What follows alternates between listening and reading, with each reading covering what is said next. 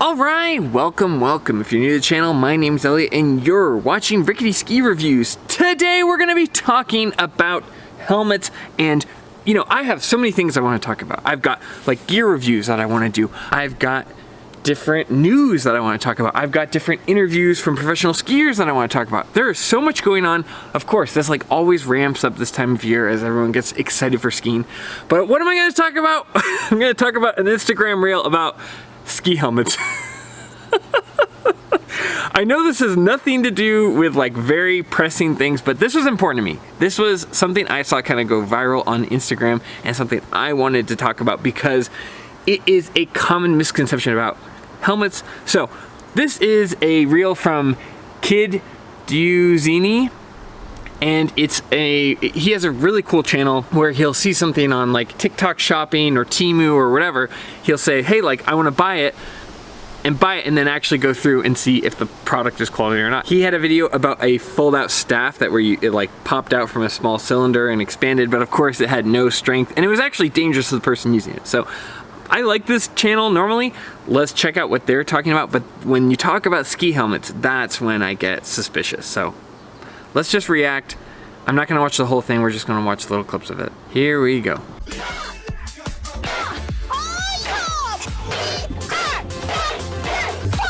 I need it on my desk now! Okay, I get what they're showing, but they're not showing a helmet that's good for concussions. They're showing how it keeps like its ability to prevent piercing, to prevent like a beam of metal going through the helmet. And I don't know how many of you guys are skiing through construction areas, but you're not gonna see rebar like that on the ski. It totally misses the point of what a helmet's supposed to do. Yes, it is supposed to like prevent glancing blows from like a tree branch, right? You want it to do that, but it's not rebar. It's a whole different thing. What you really want a modern helmet to do is to prevent brain rotation, to prevent the impact from going from the helmet to your brain. What they're showcasing here is a really durable helmet, but you don't want a helmet to be really good at keeping its form, because guess what? If the helmet retains its shape, the energy is getting transferred to your skull and brain rather than being dispersed by either the breaking of the helmet or like the change in shape of the helmet. I get what they're trying to do. They're trying to see like, is this helmet totally garbage or not? But it's like testing it in the wrong way. That'd be like, I want rubber tires that are good at taking bullets. It's like, that's one way to test it, but I'm not getting shot at my tires. I'm worried like about snow and traction and all that. So it'd be like, oh, is this a good snow tire? How many bullets can it take? It's like, yeah, that might be one thing that you're looking at, but it's not really a good way of testing it. It's wrong and has nothing to do with what most people are looking for out of tires. Sure, there's people who care about that, but you know what I'm saying. It's completely missing the point of what a good helmet should be doing. Let's keep going a little bit more. This is an indestructible helmet. They say it's so tough that even if someone doesn't make it through an accident, the helmet will still be flawless. Alright, the helmet might be fine. We can make durable helmets. We can make them out of, you know, pressed steel, but your head isn't invincible. You need the helmet to take the damage for you.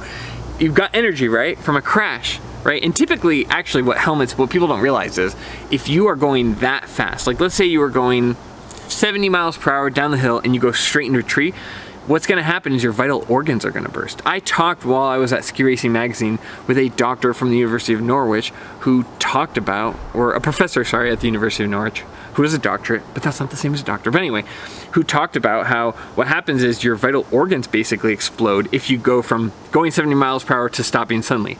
So the helmet is kind of null and void there. What the helmet's really good at doing is preventing damage from however tall you are, I'm about 6'1", down to the ground. That glancing blow when you fall is preventing brain injuries from that. Your helmet isn't like doing this, you know, X-Men kind of battle thing. It's just trying to prevent you from the damage you take if you fall and you whack your head off the side of the ground or whatever.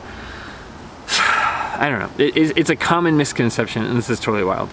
We'll go a little bit longer. Right, let's now test.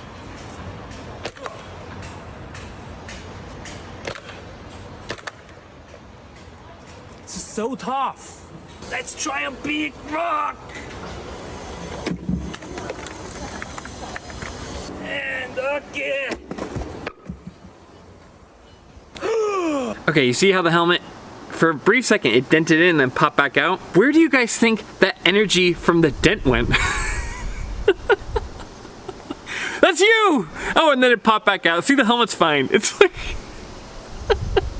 You could also wear a plastic bag over your head, right? Like, not suffocate. I'm talking about like, oh, you take a little grocery bag and, oh, I can slam a rock on it, and when I take it back out, blow a little air into it, oh, look, the plastic bag is fine. Yeah, but your brain took the impact. Your skull took the impact. God. I am a big advocate for, like, you know, buying stuff that lasts a long time, that's well made, but with a helmet, it's basically the same as an underwear. You use it, it protects you.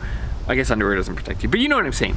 It's basically like every 5 to 6 years, you have to swap your helmet out anyway. So, you know, between sunlight and exposure and temperature changes, helmets are not meant to be a buy it for life item. They're just not. They're meant to be used and, you know, protect you, and then eventually you rotate them out. He also has a line where he talks about, I will be able to pass this helmet down to my children. For the love of God, don't do that. Please, there's no helmet that you should be able to pass down generationally, unless you used it for a year and then gave it to someone the next year. But even then, you probably shouldn't mess with that. I don't know. If you have no other alternative, any helmet is better than no helmet for the most part. But there is no helmet you should be able to pass down to your children. That is absolutely wild. I like this guy's channel and I like his content, but this one is misguided. This is a misunderstanding of what a helmet is supposed to do. It's not a buy it for life item. It's basically the same as like underwear or socks. Eventually it wears out and then you need to replace it, except it's a safety thing. So it's even more important than underwear and socks. You wear socks that are 10 years old, okay, whatever, it might be uncomfortable or gross, but at least it's doing the basic job. This is to the point where it's dangerous. The other thing I noticed is for his test, he took the goggles off. I don't know if that was, you know, I guess that's fine, but I would bet that those goggles would be pretty much destroyed with both of those tests. As you guys know, I'm a pretty big advocate for saving money and being frugal and not spending money on stuff you don't need.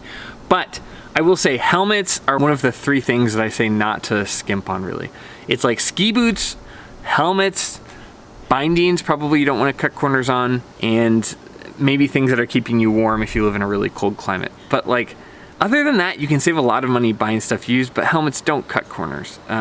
Obviously, if you have to buy a used helmet, anything is better than nothing. You know, a used helmet is in all likelihood probably better than wearing a hat, but if you have the funds, don't cheap out, and don't try to like save money by getting a helmet that's gonna last a long time. No helmet should really last more than like 7 years tops, and I think it depends. Like, it depends on how much exposure it gets to sunlight, how it's stored, yada yada. I typically do the rule of thumb of 5 years, but that's just me personally. It's not worth it, you know, to get permanent brain damage or get a concussion because you're trying to save money. Don't do it. Just buy a nice helmet. If you want to know what I do, I use Poc. I have a long history with them. They basically saved my friend's life. He had a Poc spine protector that he snapped in a bag crash in a helmet, and they replaced it all totally for free. Even this year, I had a big crash that I had on the channel here that you can see. And what did I do?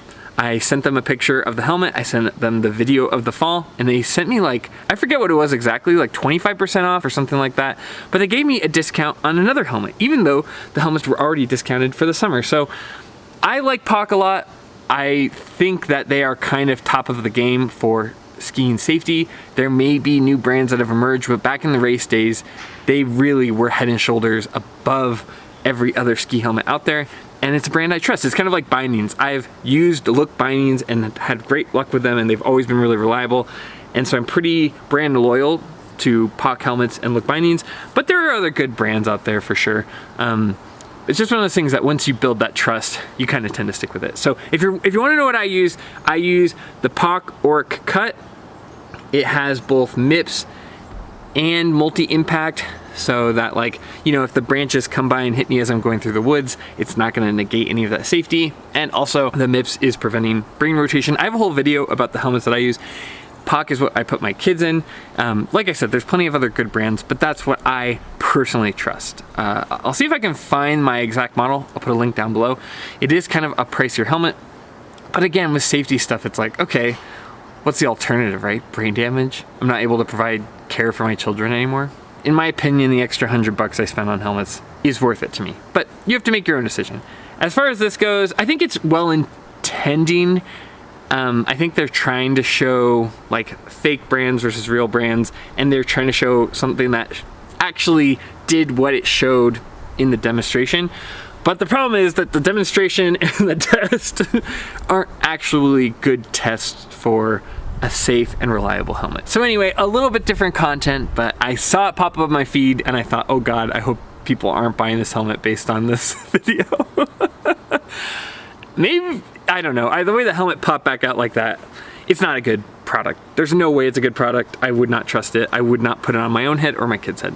Do what you want, but that's my opinion. So anyway, that's the end of the video. If you like this kind of content, please consider liking and subscribing. That's a free way to support the channel. If you're looking for a helmet, I will put a link down below. If you buy that helmet or anything else on Evo, that directly supports the channel without costing you any money. We also have memberships if you want to support this kind of content and keep it going. But as always, more than anything, just thanks for your time. Thanks for taking part of your day to watch my video. It means a ton to me, and I hope you enjoyed it. And as always, I'll see you in the next one.